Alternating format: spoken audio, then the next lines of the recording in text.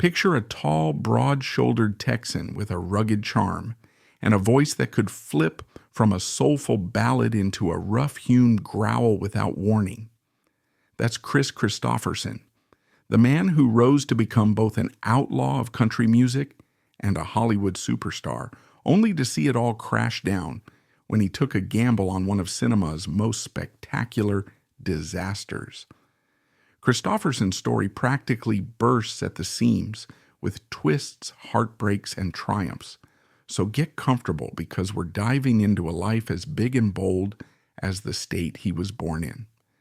He came into the world on June 22nd, 1936 in Brownsville, Texas. His parents, Mary Ann and Lars Henry Kristofferson, decided to name him Kristoffer Kristofferson, giving him that double-barreled moniker. So yes, the name really did repeat itself. Chris's father was a high-ranking officer in the military, an army man through and through, and expected his only son to follow that path.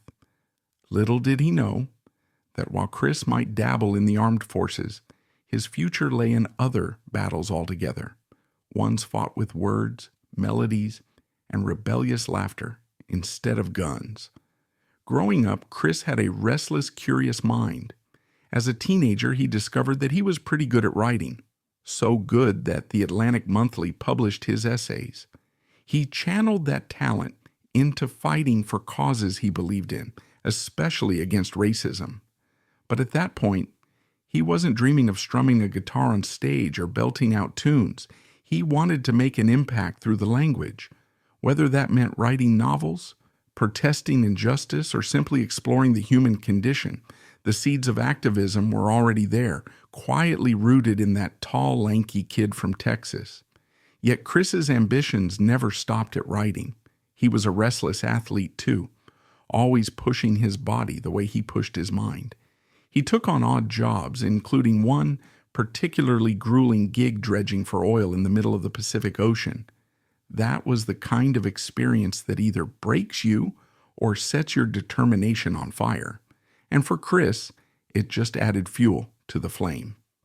When he enrolled at Pomona College in California, he dove headfirst into sports. Actually, he did more than just play them. He excelled so spectacularly in football, rugby, and track and field that Sports Illustrated featured him. Imagine being that multi-talented, already a published writer, a near-pro athlete, and not even in his 20s yet. In 1958, Kris took his next giant leap. He earned a prestigious Rhodes Scholarship, sending him all the way to the University of Oxford. If you can imagine this tall Texan wandering those ancient, ivy-clad halls, you might see him sipping tea one moment and tackling somebody in a rugby scrum the next. Because naturally he jumped into rugby again, boxed a little, and somewhere in there found time to start writing songs. That's how he met Larry Parnes, an agent who thought he might package this American student as a new British sensation. Parnes tried rebranding Kris under the stage name Kris Carson, calling him a Yank at Oxford, but it fizzled. The British public wasn't exactly clamoring for that particular novelty. Kris was only mildly annoyed. Music still wasn't his life's mission. He was thinking about writing novels anyway. What happened next was perhaps inevitable, given his father's heavy influence and consistent nudging. Kris ended up marrying his high school sweetheart, Frances Beer, and returning to the States. But instead of chasing more creative dreams, he bowed to parental pressure and enlisted in the U.S. Army. On paper, that might have looked like a perfect alignment of father and son. Chris's dad could breathe a sigh of relief, proud that his boy was finally marching in line. But Chris's motivations weren't that straightforward. Even when he was stationed in Germany with the 8th Infantry Division or transferred stateside to teach at West Point Academy, he had one eye always fixed on the horizon, thinking of different adventures, bigger dreams. Eventually, Kris decided enough was enough. He left the Army, a decision that infuriated his parents, so much so that they disowned him completely. It was a brutal reaction, But Kris's mind was set. He was going to break into the Nashville country music scene, one way or another. So off he went with Frances in tow to the beating heart of country music. While he waited for his big break, he juggled all kinds of odd jobs, from working as a janitor at Columbia recording studios to flying helicopters, a skill he'd picked up in the military. But it was a rocky road. He and Frances soon had 2 children, and their son, Kris Jr., had significant issues with his esophagus, making medical bills skyrocket. That put a major strain on the family's finances, and by 1968, Kris and Frances divorced. He'd already lost his parents' support, and now he'd lost his marriage. For Kris, it felt like the bottom was dropping out, but he still believed he had music inside him that the world needed to hear. At the recording studio, Kris had a chance encounter with June Carter, who of course was married to Johnny Cash. Kris politely asked June to pass along some of his demo tapes to the man in black himself. June obliged, but the tapes landed on a giant pile of unplayed wannabe submissions in Cash's house. That might have spelled the end, if Kris were the giving up type, but Kris Kristofferson was nothing if not persistent. In one story that's become part legend, part fact, he decided to get Cash's attention in a way nobody could ignore, landing a helicopter on Cash's front lawn. Some say Kris jumped out with a beer in hand and a stack of his songs under his arm. Others say that's an exaggeration. But what's certain is that the helicopter stunt worked because Johnny Cash finally listened to Kris's music. By 1969, Kris's fortunes started to turn. At the Newport Folk Festival, Cash unexpectedly called him up on stage to perform. That was a seismic moment. Cash had already seen something special in Kris's song, Sunday Morning Comin' Down, which he'd recorded and made famous, even defying TV executives who wanted to censor the lyrics stoned. This was the Johnny Cash Show, a wholesome family program, but Cash insisted on singing it the way Kris wrote it. That stubborn integrity not only showcased Kris's talents to the world, but cemented the bond between the older legend and the scrappy newcomer. The result? The Country Music Association honored Kris with a Song of the Year award for Sunday Morning Comin' Down. Suddenly, everyone wanted a piece of Kris Kristofferson. Next thing you know, major artists were lining up to record his songs. Jerry Lee Lewis, Ray Stevens, they all recognized that Kris's songwriting carried a gritty poetry that transcended the usual country tropes. One of the earliest women to hop on the Kristofferson train was Janis Joplin, who ended up turning Me and Bobby McGee into a mega hit. Before she recorded it, Joplin and Kristofferson had actually dated for a while, but by the time she laid down that iconic track, their romance was long over. Tragically, Joplin never lived to see Me and Bobby McGee soar to the top of the charts. She passed away from an overdose in 1970. Kris was left mourning a friend and former love, but life was moving so fast that he barely had time to catch his breath. He found his next high-profile romance at LAX airport, where he met singer Rita Coolidge in the waiting lounge. By the time the plane landed for a stop in Memphis, Kris had changed his plans on a whim and gotten off the flight with her. It was a spontaneous, glamorous meet-cute that seemed to fit Kris's free spirit, and soon they were everywhere together. Meanwhile, Kris's own recording career took a turn for the better. His first album, simply titled Kristofferson, had bombed upon its release in 1970, but Janis Joplin's success with Me and Bobby McGee opened the doors for him. In 1971, he released The Silver-Tongued Devil and I, which found a receptive audience ready to embrace that rough-voiced poet who wrote about life's dark corners with such conviction. Kris was now a central figure in the outlaw country movement. That movement was a pushback against the polished, almost pop-influenced Nashville sound. It celebrated rowdiness, rebellion, and raw authenticity. Naturally, Kris attracted an interesting circle of friends. Freewheeling, boundary-pushing personalities like Dennis Hopper, the actor-director, who had already become a symbol of counterculture thanks to films like Easy Rider. Hopper invited Kris to act in the last movie, shot in Peru. Kris, who'd never considered serious acting before, took the plunge. But what was supposed to be a bold artistic statement turned into a chaotic slog, especially once Hopper got into the editing room and basically camped out there for months, reworking the footage obsessively. While waiting for the last movie's release, Kris stumbled across an audition for Two Lane Blacktop, a road film that cast musicians in key roles. Perfect for Kris, right? Except for one problem. He showed up to the audition drunk. He lost the job to Neil Young and Dennis Wilson, a humiliating blow that reminded him just how precarious that line between country star and Hollywood starlet could be. But Kris wasn't ready to give up. He snagged another acting role as the lead in Cisco Pike, playing a weary musician on the wrong side of the law, with Karen Black and Gene Hackman rounding out the cast. The timing, however, was abysmal. The early 1970s saw America pivoting away from drug culture films. Plus, there was an economic slump that drove audiences to more escapist fare. Cisco Pike vanished without much fanfare. And the last movie, which finally hit theaters, bombed so spectacularly that it became a cautionary tale about unhinged directors and indulgent studios. At that point, Kris realized he might need to shift gears if he wanted mainstream Hollywood success. He found a vehicle in the form of a romantic comedy titled Bloom in Love, 1973, where once again he played a musician. This time, audiences were ready for him. The movie was a modest hit, and it gave Kris some credibility among bigger Hollywood players. Then something truly unexpected happened.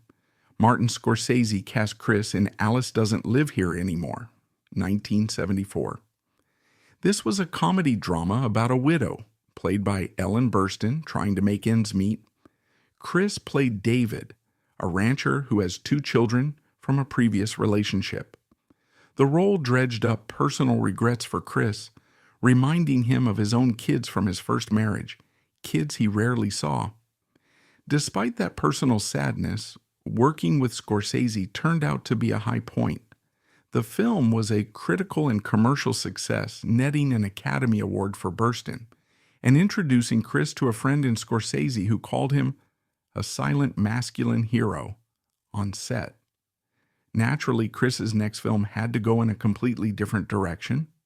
In 1976, he starred in The Sailor Who Fell from Grace with the Sea, a dark, intense tale that earned an R rating thanks in part to his steamy scenes with co-star Sarah Miles.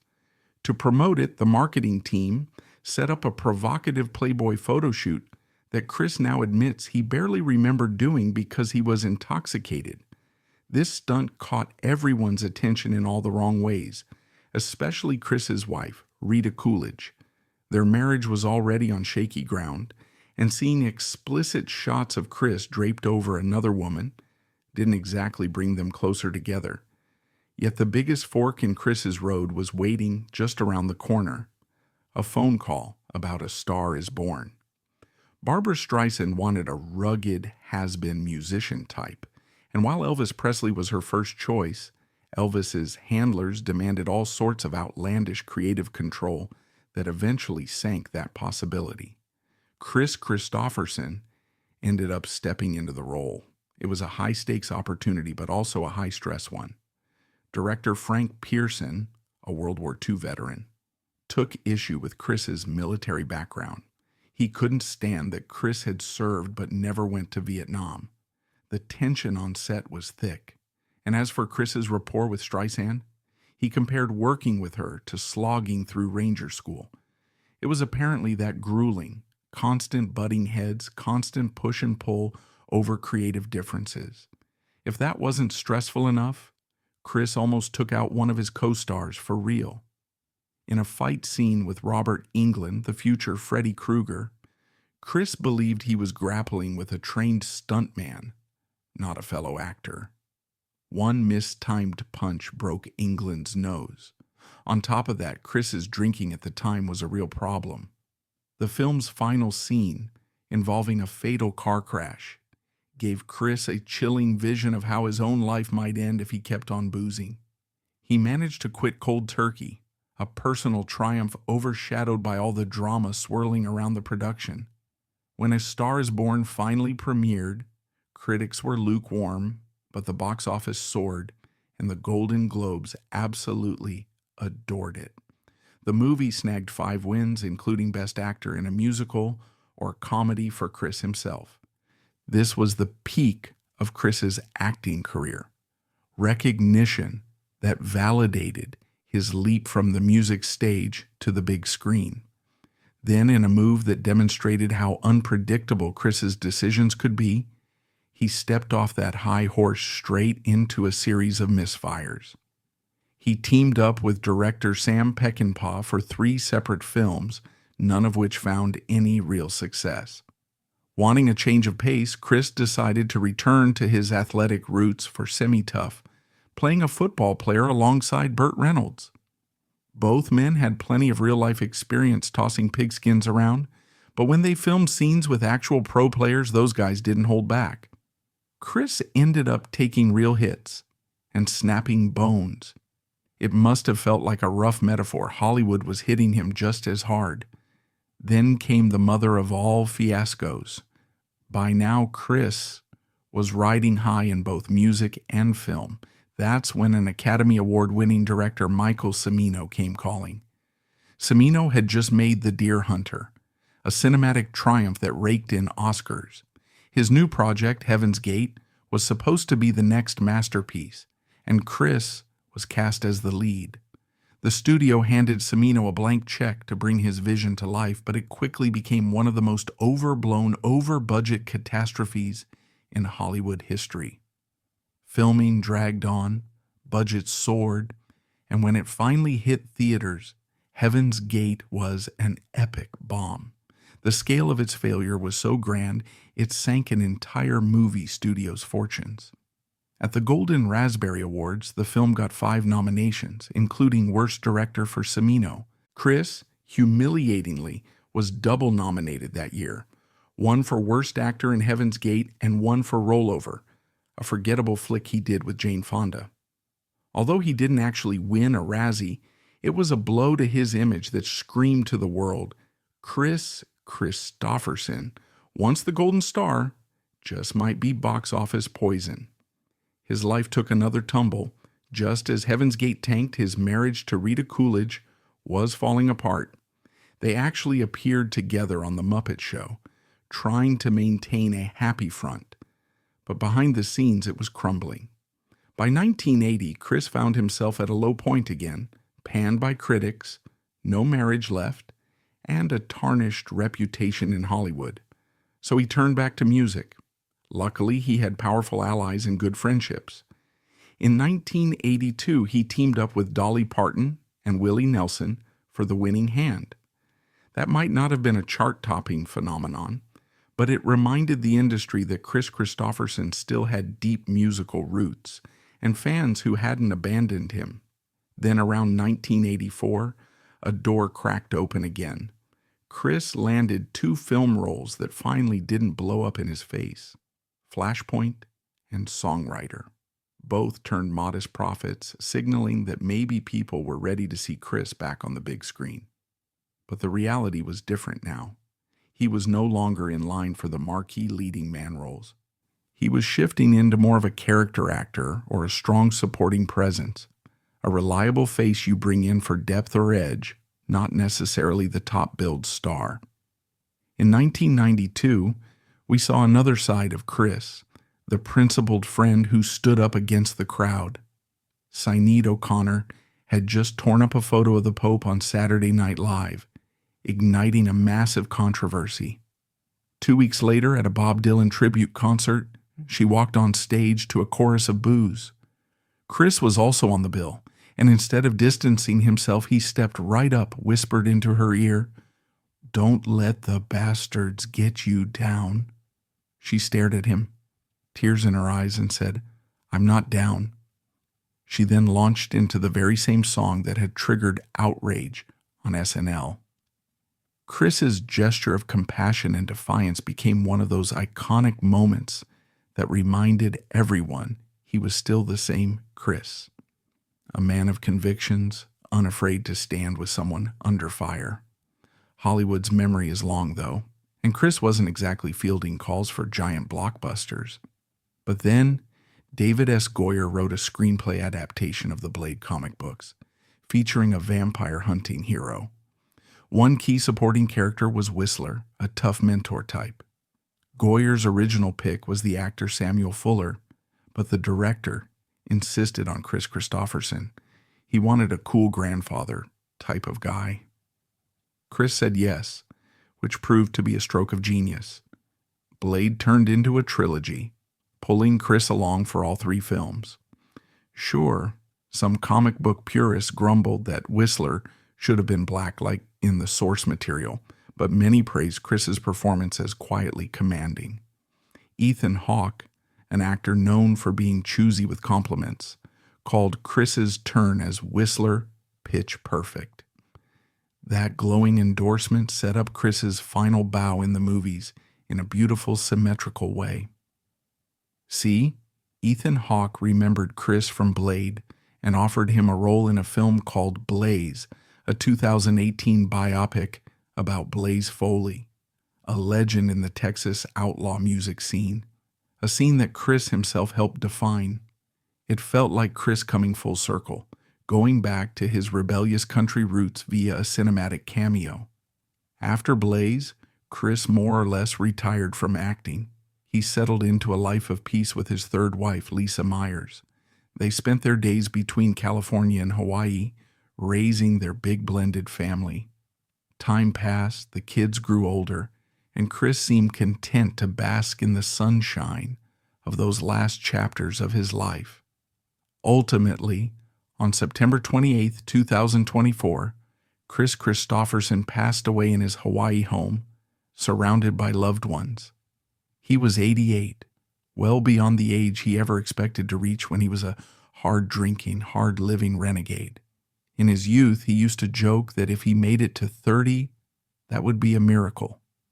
And yet, there he was, 58 years beyond that milestone, leaving behind a legacy that sprawled across music charts and movie screens. He left behind Lisa, 8 children and 7 grandchildren, all mourning the complex, fascinating man they'd known. Still, not everyone remembered Kris Kristofferson fondly.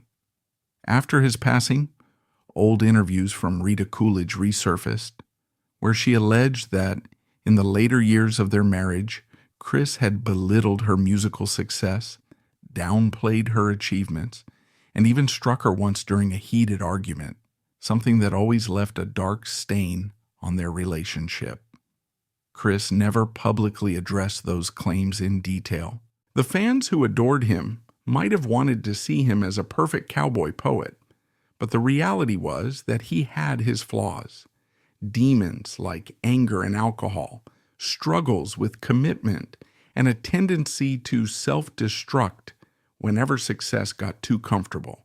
And yet, if anything, that complexity is what made Kris Kristofferson such a compelling figure. He wrestled with tradition, family expectations, fame, and personal demons. When he triumphed, it felt like the triumph of a real person, not a manufactured celebrity. When he fell hard, and he owned those failures with disarming honesty. There was no sugarcoating in the songs he wrote, or the life he lived. In the end, Kris Kristofferson's story is about a man who could knock you out with an essay, a poem, a protest, or a left hook on the football field. A man who soared to the top of the music charts, took home Golden Globes, and survived a fiasco so massive it nearly brought Hollywood to its knees. A man who, for better or worse, blazed through life on his own terms, writing verses that other legends turned into timeless hits, stepping onto sets that either skyrocketed his fame or shattered his reputation.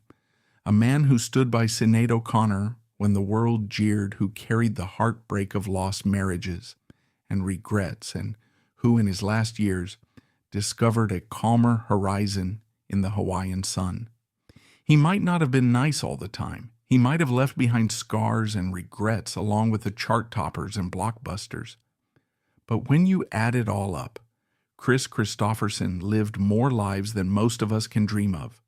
Rhodes Scholar, soldier, janitor, helicopter pilot, country star, Hollywood actor, Golden Globe winner, father of 8, and the kind of friend who'll risk a scuffle just to say, "Don't let the bastards get you down." That's an American original if ever there was one. So maybe the best way to say goodbye to Kris Kristofferson is by remembering that raw moment he wrote about in Sunday Morning Comin' Down, the gray area between a hangover and redemption. Kris lived in that space, never quite staying on the straight and narrow, always stumbling but always getting back up. He outlived his own expectations by almost 6 decades, died with his family nearby, and left the world more than a few songs worth singing. In the final measure, that's a life not just lived, but thoroughly conquered, a genuine outlaw's tale, start to finish, full of heartbreak, euphoria, poor decisions, massive successes, and that mysterious spark of greatness that made it all worth it. And maybe that's the only way Kris Kristofferson would have ever wanted it.